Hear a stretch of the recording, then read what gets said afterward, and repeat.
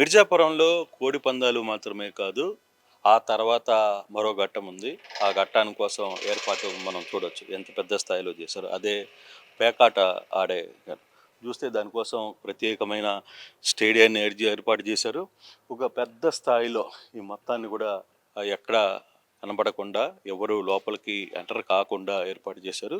Carpet వేశారు ఇక్కడంతా కూడా కార్పెట్ వేసి ఈ విజువల్స్ని తీసుకునే ప్రయత్నం చేయొచ్చు. ఇక్కడంతా కూడా పూర్తి స్థాయిలో కార్పెట్ వేశారు.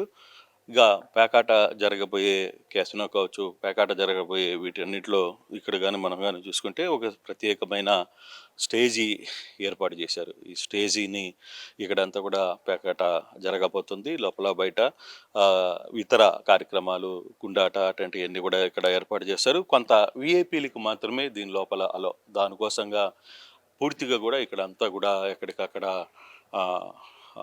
ఈ ఈ షామియానాన్ని కట్టారు. ప్రత్యేకమైన వాటర్ ప్రూఫ్ షామియానాలను ఏర్పాటు చేశారు.